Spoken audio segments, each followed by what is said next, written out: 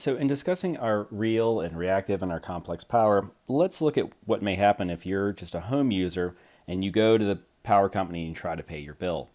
And so what we have here is that this is the electrical rates that are supplied by the Harrisonburg Electrical Commission. So this is HEC in Harrisonburg.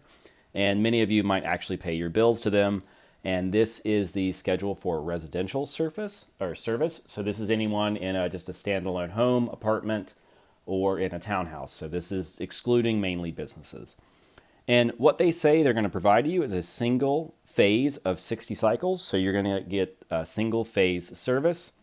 And there's going to be a default charge for simply being a customer. They're going to charge you $9.5 a month to be a customer.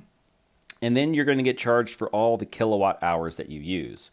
And we can tell by the units, so that it's in watts, that we're talking about the average power here, or the real power.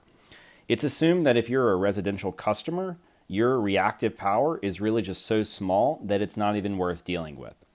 And so in the summer months, you have a certain rate of about 8 to 9 cents, depending on how many kilowatts you use. And then in the winter months, you have the same base rate at 8.4 cents, but actually as you use more, the price goes down. And the reason for this is I suspect that many people have heat pumps, so electric heat pumps for the winter, and they don't want to have people go broke or have really excessive bills in the cold months.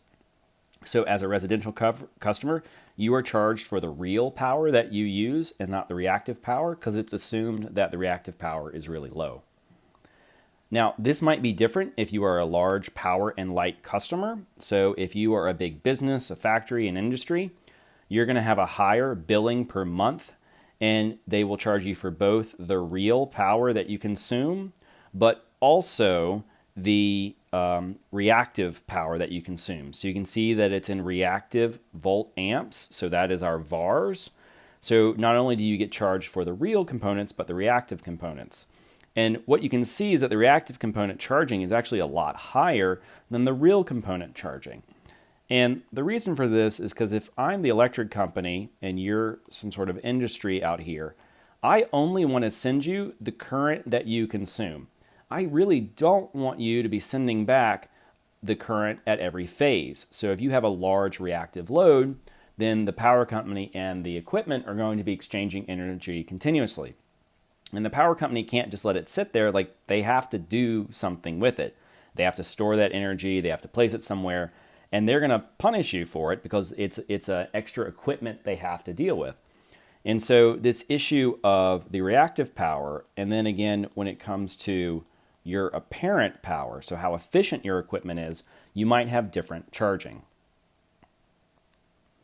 And so in other electrical systems, in other electrical providers, they might examine how efficient your supply is. So what is your power factor, which is your real power to your apparent power. And if you're between 100 and 90%, well, there's not going to be a surcharge. But as you start to become less efficient in terms of power factor, they're going to hit you with more and more surcharges. And if you remember a previous example where we had some motor that was 20 plus J20, we found that the power factor was 0.7. And so if that was your actual system down here at 0.7, you might be hit with a 20 to 30% surcharge. And so if your bill is $1,000 and you have really inefficient equipment, well, you're going to be paying an extra $200 to $300 to deal with that extra inefficiency.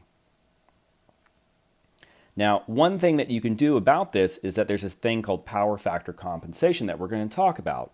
And so instead of the power company having to deal with the excess energy, what if you as the consumer actually implement your own little capacitor banks and store that excess energy for when you need it?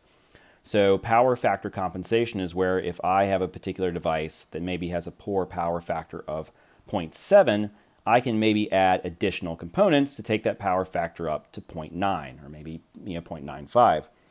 And you'd have to do the math on whether that extra equipment and that extra work is worth it relative to your power bill.